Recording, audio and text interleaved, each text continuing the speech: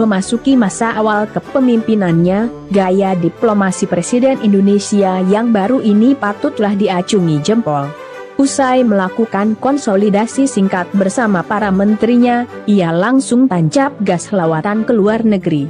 Tak kurang dari 6 negara telah ia kunjungi selama 16 hari, yang dimulai pada 8–24 November 2024. Dimulai dari Cina, Amerika Serikat, Peru, Brasil, Inggris, dan berakhir di Uni Emirat Arab.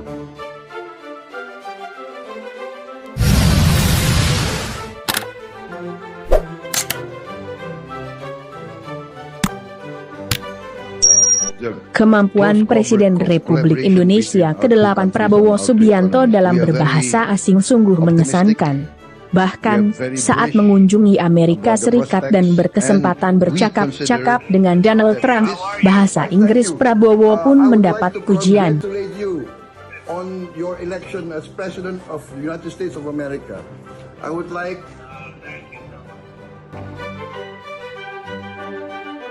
Menariknya, putra sulung dari Begawan Ekonomi Sumitro Joyo Hadikusumo ini ternyata tidak hanya menguasai satu bahasa asing, melainkan 5 sekaligus.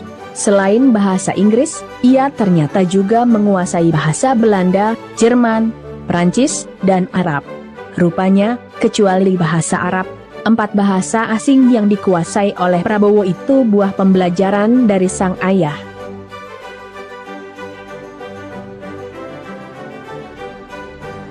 Selain kecerdasan dan wawasan yang luas, kemampuannya dalam berbahasa asing ini sudah barang tentu menambah kepiawaian sosok Prabowo dalam berdiplomasi.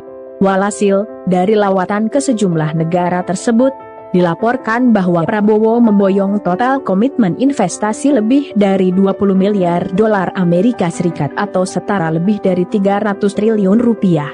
Dari total komitmen investasi tersebut dari setengahnya berasal dari Cina, sedangkan sisanya disebut diperoleh dari Brasil dan Inggris.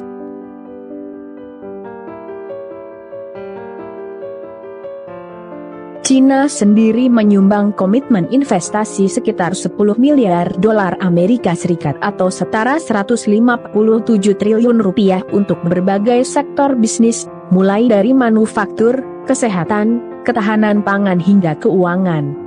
Adapun Brasil menyusul dengan sekitar 2,8 miliar dolar Amerika Serikat atau setara 44,4 triliun rupiah. Kemudian Inggris dengan komitmen investasi 8,5 miliar dolar Amerika Serikat atau setara 135,15 triliun rupiah. Komitmen investasi itu dinyatakan oleh sejumlah pemimpin perusahaan Inggris saat bertemu Prabowo di CEO Round Table Forum di London. Sama seperti Cina dan Brasil, Inggris juga berniat investasi di beberapa bidang, seperti transisi energi, infrastruktur, pendidikan, dan kesehatan.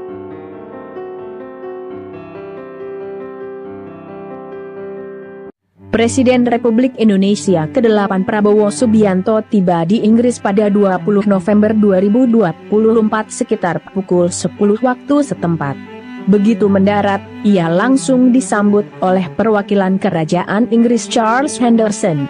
Rupanya, lawatan Prabowo memang telah dinanti-nantikan oleh Raja Inggris Charles III. Asal tahu saja, di mata Raja Charles, Prabowo bukan orang asing. Pasalnya, saat masih menjadi putra mahkota dahulu kala, Raja Inggris yang baru saja merayakan ulang tahunnya yang ke-76 tahun ini pernah beberapa kali berkunjung ke Indonesia.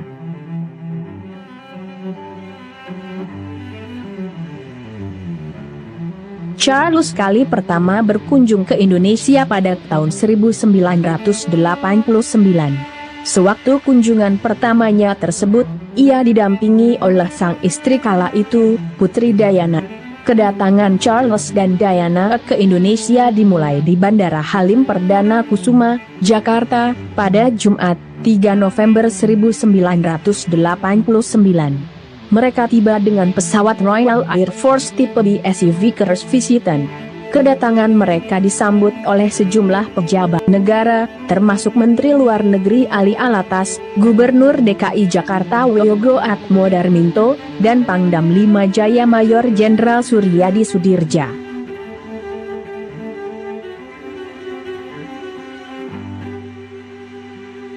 Dari bandara, mereka dibawa dengan mobil sedan Mercedes-Benz Seri S menuju Istana Negara, di mana mereka disambut oleh Presiden Soeharto dan istrinya Siti Hartinah atau akrab disapa Ibu Tin. Putri Diana kemudian mengunjungi Rumah Sakit Kusta Sitanala di Tangerang. Dalam kunjungannya, Putri Diana membuat sejarah dengan menyentuh pasien kusta, sebuah tindakan yang mengubah pandangan dunia terhadap penyakit ini. Putri Diana menggunakan pengaruhnya untuk menantang prasangka dan stigma yang melekat pada penyakit tersebut, sama seperti yang pernah dilakukannya dengan pasien HIV/AIDS.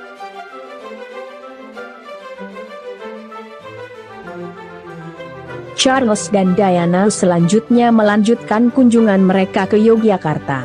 Mereka disambut oleh Sri Sultan Hamengkubuwono X yang baru dinobatkan pada 7 Maret 1989, bersama Permaisuri GKR Hemas di Keraton Yogyakarta. Pertunjukan seni seperti tarian tradisional dan wayang kulit dipentaskan untuk menyambut para tamu kehormatan dari Kerajaan Inggris. Selain bertemu dengan Sri Sultan Hamengkubuwono X dan Permaisuri Gusti Kanjeng Ratu Pamas, Charles dan Diana juga mengunjungi hutan Wanagama di Kabupaten Gunung Kidul. Hutan Wanagama pada masa itu menjadi salah satu potret keberhasilan mengubah kondisi lahan gersang dan gundul menjadi hutan hijau yang produktif. Hutan ini diresmikan sebagai hutan pendidikan, dan Charles menjadi tokoh dunia pertama yang menginjakkan kaki di hutan Wanagama pada 5 November 1989. Didampingi oleh Menteri Lingkungan Hidup waktu itu, Emil Salim, Charles mendapat penjelasan tentang sejarah dan keberhasilan proyek penghijauan tersebut dari Profesor Rumi Hanilin Suseno dan timnya. Kunjungan ini menyoroti pentingnya upaya pelestarian lingkungan dan penghijauan lahan kritis.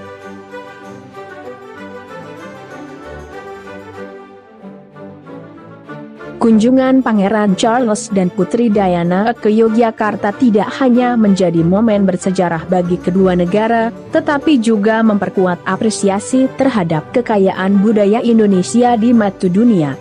Kunjungan ini membuktikan bahwa budaya dapat menjadi jembatan untuk mempererat hubungan antar negara dan memperdalam pemahaman lintas budaya. Kunjungan Charles dan Diana ke Keraton Yogyakarta pada tahun 1989 silam disebut sebagai salah satu tonggak penting dalam sejarah diplomasi dan budaya antara Inggris dan Indonesia.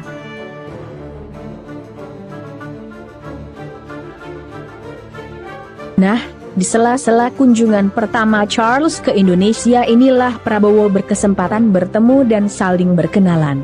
Seperti yang telah diketahui bersama, mantan Komandan Jenderal Komando Pasukan Khusus atau biasa disingkat Komjen Kopassus dan mantan Panglima Komando Cadangan Strategis Angkatan Darat atau Pangkostrat ini merupakan menantu Presiden RI kedua Soeharto atau akrab disapa Pak Harto. Bahkan, Prabowo disebut-sebut sebagai menantu kesayangan, meski pada akhirnya ia dan putri Pak Harto, Siti Hediati Haryadi atau yang biasa disapa Titik Soeharto, pun harus berpisah. Saat Pak Harto menyambut Charles, Prabowo turut mendampingi. Nah, kenangan lama inilah yang coba disegarkan kembali oleh kedua sosok-sosok yang sekarang telah menjadi pemimpin di negeri mereka masing-masing.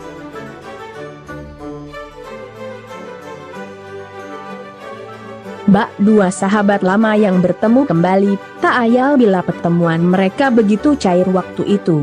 Tak kurang dari setengah jam keduanya berbincang hangat penuh tawa, mengingat kondisi kesehatan Raja Charles yang belakangan tidak bisa 100% dibilang baik-baik saja karena penyakit kankernya. Pertemuan selama setengah jam itu pun tergolong lama. Pasalnya, biasanya pertemuan dengan Raja Inggris ini hanya berlangsung 10-20 menit saja. Dalam perbincangan yang hangat dan penuh tawa itu, keduanya juga sempat berbincang asik soal hobi mereka yang sama, yakni berkuda dan pecinta alam. Secara khusus, Presiden Prabowo kabarnya juga mengundang Raja Inggris Charles III untuk berkunjung ke Indonesia.